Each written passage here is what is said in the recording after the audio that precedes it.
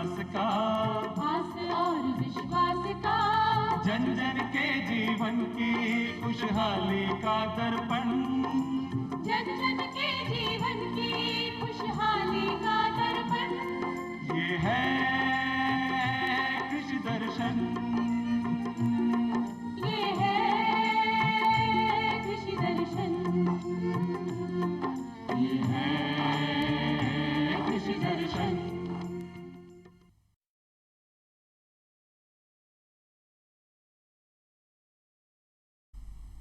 कृषि दर्शन कार्यक्रम में एक बार फिर आप सभी का स्वागत है। जैसा कि शुरुआत में मैंने कहा था कि आज के कार्यक्रम में हम चर्चा करने जा रहे हैं भेड़ और बकरी का अगर आप लाभकारी व्यवसाय करना चाहते हैं तो वैज्ञानिक प्रजनन प्रबंधन को जानना बेहद जरूरी है। ये वैज्ञानिक प्रजनन प्रबंधन क्या है, इस पर विस्तार से चर्चा करेंगे और साथ ही आपको ये भी बता दें कि जो किसान साथी भेड़ बकरी पालन कर रहे हैं या फिर करना चाहते हैं उनके लिए ये कार्यक्रम बहुत अहम है। तो इस कार्यक्रम में आप लगातार बने रहिए और ध्यान से इस प्रोग्राम को देखिए। इस कार्यक्रम में वैज्ञानिक प्रजनन प्रबंधन पर विस्तार से जानकारी देने के लिए हमारे बीच मौजूद है केंद्रीय भेड़ एवं ऊन अनुसंधान संस्थान अविकानगर के वैज्ञानिक डॉक्टर अजीत सिंह महिला। डॉक्टर अजीत, आपका कार्यक्रम में बहुत बहुत स्वागत है। सबसे पहले तो ये एक जो शब्द है वैज्ञानिक प्रजनन प्रबंधन, ये हो सकता है किसानों के लिए भी थोड़ा नया हो, क्योंकि बहुत लंबे समय से किसान साथी कर रहे हैं, भेड़ बकरी पालन भी कर रहे हैं, पशुपालन भी कर रहे हैं, लेकिन प्रजनन प्रबंधन को लेकर जागरूकता की अभी भी कमी है। तो सबसे पहले तो किसानों के लिए यही जानकारी दीजिए कि ये वैज्ञानिक प्रजनन प्रबंधन क्या है। बिल्कुल हेमलता जी, अगर हम बात करें किसी भी प्रकार के पशुपालन की तो किसान भाई, पशुपालक भाई पशुपालन करते हैं अधिक से अधिक लाभ के लिए, और लाभ उन्हें तब मिलेगा जब उत्पादन पशु से ज़्यादा मिलेगा, और पशु में उत्पादन तभी मिलेगा जब उसका पुनरुत्पादन या प्रजनन या रिप्रोडक्शन बेहतर होगा।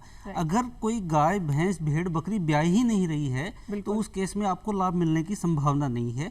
तो अगर हम जैसे भेड़ और बकरी की बात करें, अगर आपका 5 महीने का ज्ञापन होने का पीरियड, गर्भाधान समय अगर बात करें भेड़ और बकरी का, और 3 महीने उसको रिकवर होने की ताकि वो आगे दोबारा से ज्ञापन हो जाए, तो 8 महीने में 2 ब्यात हमें मिल जानी चाहिए, और पूरी हम कुल बात करें 2 साल में आपको 3 ब्यात मिल जानी चाहिए। तो हमारा फोकस वैज्ञानिक तरीके से इस तरह से हो कि हमें 2 साल में 3 बच्चे कम से कम हमें मिले।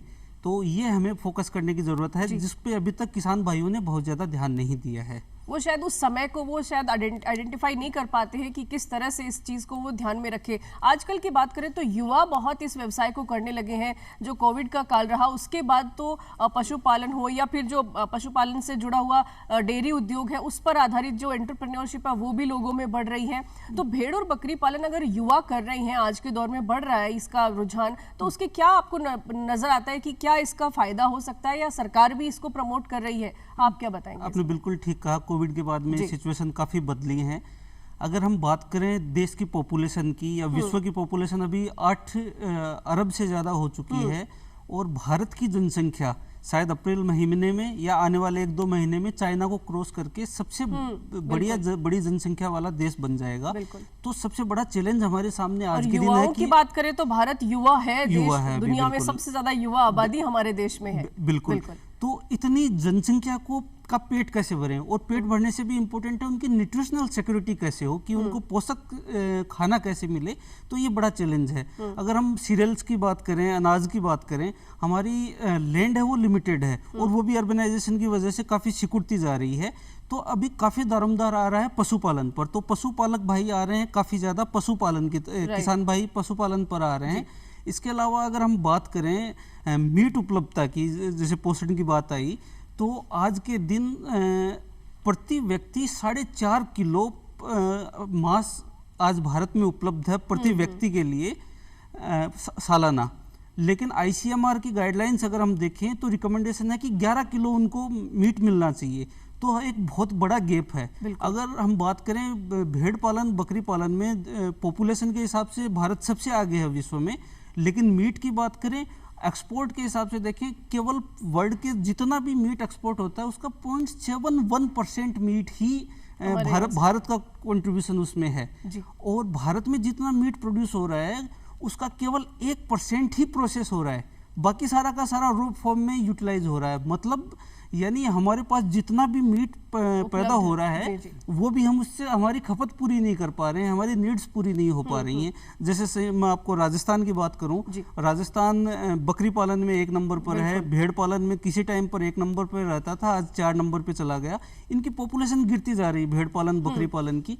वजह क्या है कि सॉदर्न स्टेट जैसे आंध्रा, तेलंगाना, महाराष्ट्र, कर्नाटका, इनमें मीट की इतनी डिमांड है कि यहाँ के एनिमल परचेज होके वहाँ जा रहे हैं। तो बहुत ज़्यादा एक वैक्यूम है, उस वैक्यूम को फिल करने के लिए जितने लोग भी अगर पशुपालन में आए, भेड़ बकरी पालन में आए, उतने कम है, उसका मुनाफा ले सकते हैं। हमारे प्रधानमंत्री जी कहते भी हैं कि आय के जो दूसरे जो स्रोत हैं वो भी ढूंढने होंगे, और किसान साथी पशुपालन तो करते ही हैं, अगर साथ में ये करते हैं तो मुनाफा उन्हें और ज्यादा हो सकता है। और सबसे अहम बात, अगर आप भेड़ बकरी पालन करना चाहते हैं तो सरकार अनुदान भी देती है, अनुदान के बारे में भी जानना चाहेंगे। सही कहा, प्रधानमंत्री जी का जो सपना है कि किसानों की आय दुगुनी की जाए, इसको ध्यान में रखते हुए 2014-15 में national livestock mission department of animal husbandry dairying ने चालू किया।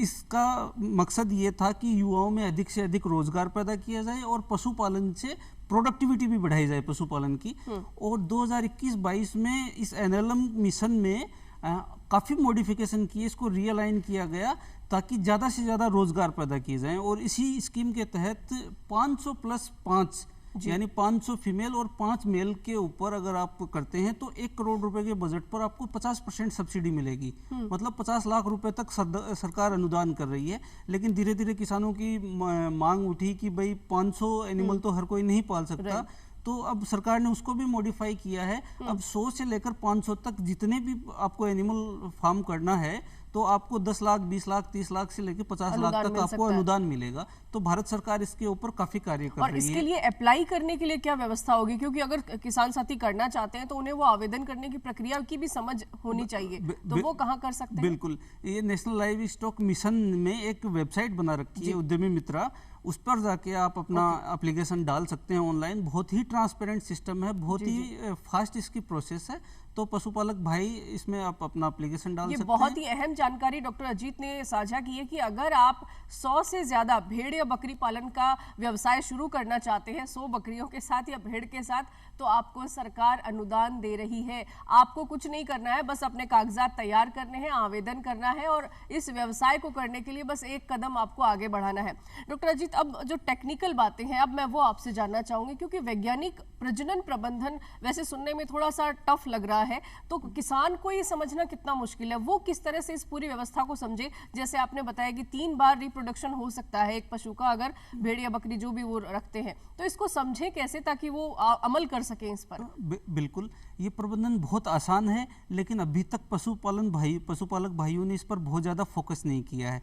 हमारे साथ भेड़ और बकरी पालन में सबसे बड़ी समस्या ये है कि मेंढे या जो बकरा है उसको मादा के साथ हमेशा रखा जाता है, और कितने एनिमल में मेटिंग हो रही है, प्रजनन हो रहा है, पशुपालक भाई को पता नहीं है। इसमें बहुत सारे एनिमल 10%, 20% एनिमल ऐसे होते हैं, पशु ऐसे होते हैं जो बांझ रहते हैं, उनको किसान पकड़ नहीं पाता है क्योंकि 12 महीने उनमें प्रजनन चालू रहता है, कुछ छूट जाते हैं। तो इस चीज़ पर फोकस करने की बहुत ज़रूरत है कि एक जितने भी पशु हैं आपके पास उनका प्रॉपर रिकॉर्ड हो, कौन से एनिमल में मेटिंग कब हो रही है ये आपके नज़र में रहे, किस एनिमल से आप मेट करवा रहे हैं वो आपकी नज़र में रहे, ताकि आप उसमें आनुवांशिक सुधार या नस्ल सुधार भी आप कर सकें और प्रबंधन इस हिसाब से करें। दूसरी समस्या जैसे मैंने आपको बताई कि 12 महीने उनमें प्रजनन होता रहता है और 12 महीने उसमें ब्यात होती रहती है। इसका सबसे बड़ा नुकसान ये होता है कि आप को वैक्सीनेशन भी करना है, उनकी डिवर्मिंग भी करनी है, लेकिन एक एक एनिमल को आप अलग से फोकस नहीं कर पाएंगे, आप उसका शेड्यूल नहीं बना पाएंगे। अगर इन्हीं पशुओं को अगर आप सीजन के हिसाब से डिवाइड कर दें कि आपको साल में 2 बार या 3 बार आपको प्रजनन करवाना है, तो सारे के सारे बच्चे मॉनिटरिंग एक साथ होगी, उनका मैनेजमेंट एक साथ होगा, उनका पोषण एक साथ होगा, क्योंकि गर्भावस्था में पोषण एक बहुत इंपॉर्टेंट फैक्टर है। तो सारे के सारे ये फैक्टर्स सही रहेंगे तो आपका फार्म का प्रॉफिट है वो बढ़कर आएगा। बिल्कुल, ये बहुत अहम जानकारी आपने दी। जैसे कि बिजनेस करते हैं तो पूरी स्टडी हमारे सामने होती है। पशुपालन करना सिर्फ सिंपल व्यवसाय नहीं है, ये भी टेक्निकल तरीके से अगर आप करेंगे तो निश्चित रूप से मुनाफा होगा। जैसा कि डॉक्टर अजीत बता रहे हैं, मॉनिटरिंग में बहुत फायदा होगा। अगर आपने 100 से ज़्यादा भेड़ें ली हैं या बकरियां ली हैं तो उनकी मॉनिटरिंग सबसे अहम है। आपको पता होना चाहिए कि कब बीमारियां हो सकती हैं, कब स्वास्थ्य का देखभाल रखना है। सर एक बात और जानना चाहेंगे, नस्ल का भी इसमें कोई रोल है? बिल्कुल, नस्ल का तो सबसे ज़्यादा रोल है। आज तक हमने नस्ल पे बहुत ज़्यादा काम नहीं किया, लेकिन अब पशुपालक हैं वो समझने लग गए हैं नस्ल का महत्व है। अगर हम गाय भैंस की बात करें, गाय भैंस में पुराने टाइम में हमारी देसी गाय भैंस का मिल्क प्रोडक्शन 2 किलो 3 किलो था, लेकिन नस्ल सुधार के जरिए ही आज हम इस स्टेज पर पहुँचे हैं कि दूध देसी गाय भी 20-25 किलो दे रही है। वैसे ही अगर हम हमारे भेड़ या बकरी की बात करें, जो भेड़ बकरी 20-25 किलो एडल्ट वेट पहुंच पाता था, वो आज के दिन हम 40-45-50 किलो तक पहुंच रहे हैं। तो इसमें नस्ल सुधार का एक बहुत बड़ा है। अगर आपको अच्छी फीमेल सेलेक्ट करते हैं, आप एक अच्छा मेल सेलेक्ट करते हैं, तो डेफिनेटली आपको इससे ज़्यादा प्रॉफिट होगा, क्योंकि आपके जो बच्चे हैं उनकी ग्रोथ है वो फास्ट रहेगी, और आपकी ग्रोथ फास्ट होगी, वज़न ज़्यादा बढ़ेगा, तो आपको डेफिनेटली ज़्यादा मुनाफा मिलेगा। तो आपको अच्छी नस्ल चूज करना ये बहुत ज़रूरी है। जी जी, एक और बात हम देखते हैं कि कृत्रिम गर्भाधान के जरिए भी किसान साथी ज़्यादा मुनाफा ले सकते हैं, तो कृत्रिम गर्भाधान को समझना भी उनके लिए ज़रूरी है, वो कैसे समझें? बिल्कुल, कृत्रिम गर्भाधान और एक और टेक्निक है जो मैं बताना चाहूँगा, मध्य समकालन, स्ट्रेस सिंक्रोनाइजेशन। ये एक ऐसी 2 टेक्निक हैं। कृत्रिम गर्भाधान गाय भैंसों में काफ़ी फेमस हुआ है, लेकिन भेड़ बकरियों में अभी तक फेमस नहीं हो पाया। मध्य समकालन एक भेड़ और बकरी में एक बून की तरह है, बहुत ही ज़बरदस्त फ़ायदेमंद चीज़ है। मध्य समकालन एक ऐसी तकनीक है जिसमें अगर आप 100 भेड़ का रेवड़ है या 100 बकरी का रेवड़ है, उनमें हमने एक इम्प्लांट बनाया है, एक स्पंज बनाया है इंडिजिनसली, केंद्रीय भेड़ एवं ऊन अनुसंधान संस्थान ने, अविकेसिल एस। अगर वो स्पंज डाल के अगर आप 12 दिन तक छोड़ते हैं, 12 दिन बाद में उस स्पंज को बाहर निकालते हैं, तो सारी की सारी भेड़ हैं या बकरी हैं वो 2 दिन के अंदर यानी 48 घंटे के अंदर हीट में आ जाएंगी।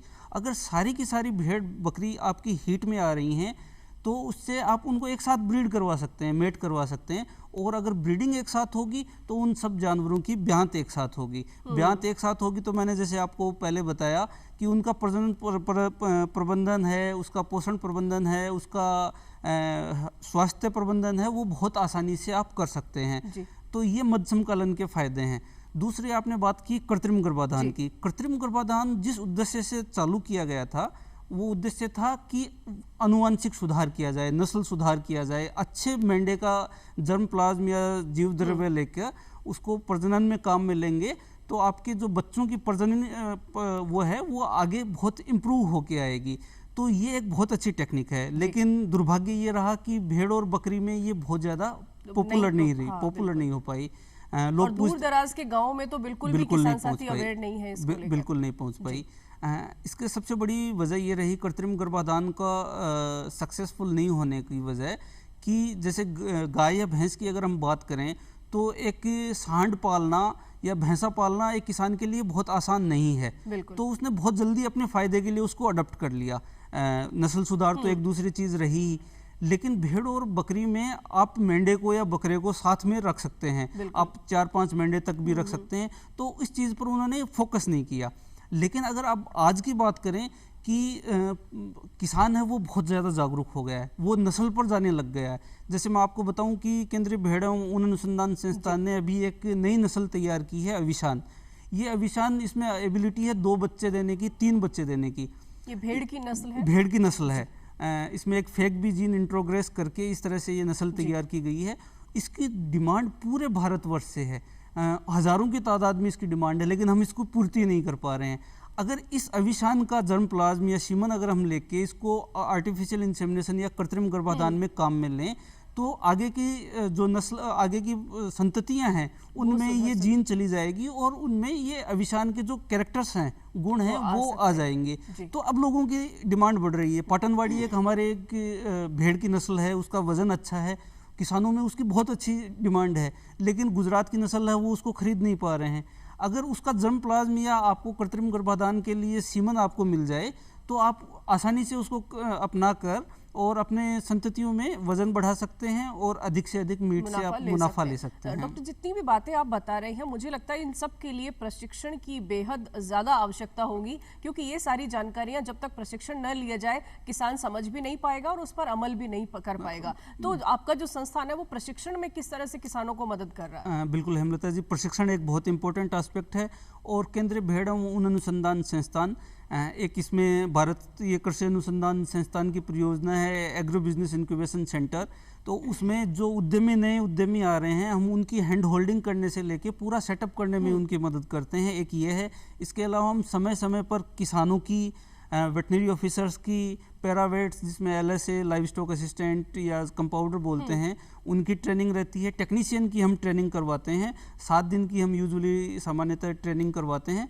और इस ट्रेनिंग से उनको पूरा हैंड्स ऑन एक्सपीरियंस हम देते हैं ताकि वो जाकर फील्ड में अच्छे से काम कर जी, सकें। आपका संस्थान तो टोंक में है, पर अगर बाड़मेर का कोई किसान ट्रेनिंग लेना चाहता है तो वो कहाँ जाए? क्या और भी दूसरे जिलों में भी आपका नहीं, प्रशिक्षण इसके अलावा हमारा व्यवस्था है? बीकानेर में एक सेंटर है, तो बीकानेर में भी एक सेंटर किया जा सकता है।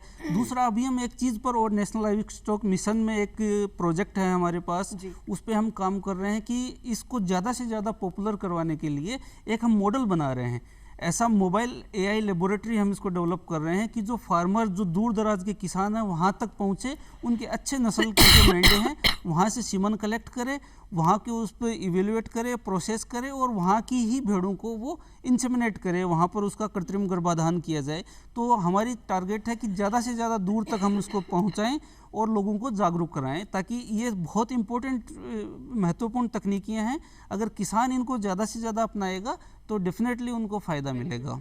और अगर अच्छी नस्ल के भेड़ या बकरी लेनी है किसान को, तो क्या अविका नगर से ही संपर्क करना पड़ेगा या कहीं और से भी ले सकता है? बिल्कुल, अविका नगर एक अच्छा स्रोत है अच्छे नस्ल के पशुओं के लिए, लेकिन अविका नगर पूरे भारतवर्ष की सप्लाई नहीं कर सकता, डिमांड की मीट आउट नहीं कर सकता।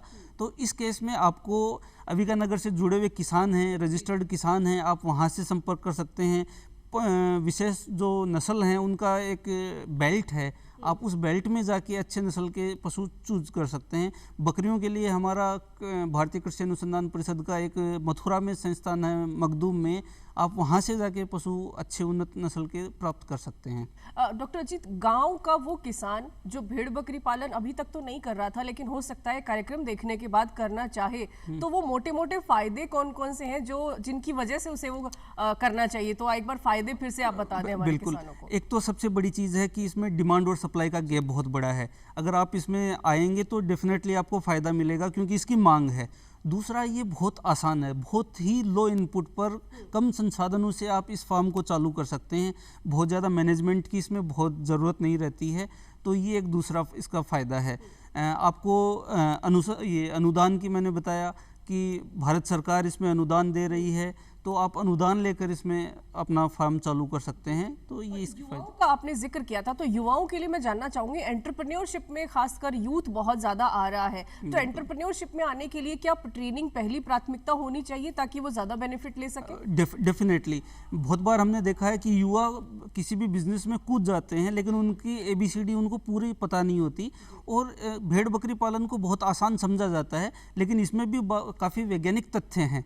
अगर आप उसको समझेंगे गहराई से ट्रेनिंग लेके, क्या क्या हम सुधार कर सकते हैं, जो फ़ायदा सामान्य किसान नहीं ले पा रहा वो हम कैसे ले सकते हैं, तो डेफिनेटली एक ट्रेनिंग इम्पोर्टेंट एस्पेक्ट है। युवाओं के जरिए बदलाव भी आ सकता है। जिस वैज्ञानिक प्रजनन प्रबंधन की आज हम बात कर रहे हैं उसके बारे में जागरूकता नहीं है, और अगर युवा उसको कर रहे हैं और पूरी जागरूकता के साथ करेंगे तो निश्चित रूप से इसका विस्तार भी होगा और लोगों को फायदा भी मिलेगा। जो किसान साथी आज आपको देख रहे हैं वो अगर आपसे संपर्क करना चाहें आपके संस्थान से कि हमें प्रशिक्षण चाहिए, तो वो कैसे कर सकते हैं? कोई आपका ईमेल आईडी या वेबसाइट कोई है तो बिल्कुल, हमारे संस्थान की वेबसाइट है central sheep and wool research institute की www.cswri.org। आप उस वेबसाइट पर जाके देख सकते हैं। आपको वेबसाइट पर हमारी ईमेल आईडी, लगभग वैज्ञानिक गणों की आपको कॉन्टैक्ट नंबर, मोबाइल नंबर मिलेंगे, तो आप संपर्क कर सकते हैं। और बहुत लोगों के कॉन्टैक्ट यानी हमारे पास कॉल भी आते हैं, और हमारी कोशिश ये रहती है कि 24 घंटे उनको अधिक से अधिक जानकारी प्रदान करें। एक बात और मेरे जहन में जाते जाते आपसे जान लेते हैं, आपने पशुओं के पोषण की भी आपने जिक्र किया था, तो क्या प्रजनन जो प्रबंधन है उसमें पोषण भी बहुत मायने रखता है? क्योंकि कैसा खान पान होगा शायद वो प्रजनन पे उसका असर पड़ता हो। बिल्कुल हेमलता जी, आपने बहुत सही पॉइंट उठाया है। हमारे पशुपालक भाइयों से की बात करें तो अभी तक पशु पोषण पे उन्होंने बहुत ज़्यादा ध्यान नहीं दिया। उनका फोकस ये रहता है कि अगर ये पशु ब्याह जाए तो मैं इसका पोषण ढंग से चालू करूं, लेकिन इशू दूसरा है, उसको अगर पोषण दे दिया जाए तो वो पशु ब्याह जाए।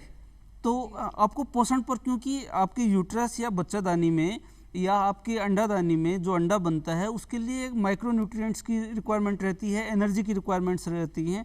तो उन रिक्वायरमेंट्स को जब तक आप फुलफिल नहीं करेंगे तो उसका रिप्रोडक्शन सही नहीं चलेगा। तो थोड़ा सा पैसा बचाने के लिए हम लॉन्ग टर्म में बहुत ज़्यादा नुकसान करते हैं। तो पोषण पर ध्यान देने की बहुत ज़्यादा ज़रूरत है। यानी कुल मिलाकर वैज्ञानिक प्रजनन प्रबंधन जो है वो प्रबंधन के इर्द गिर्द घूमता है, चाहे वो स्वास्थ्य हो, चाहे पोषण हो, चाहे वो नस्ल हो, उसका पूरा प्रबंधन करने के बाद ही आप मुनाफा ले सकते हैं। बहुत ही अहम जानकारियां डॉक्टर अजीत आपने किसानों के साथ साझा की, आपका बहुत बहुत धन्यवाद।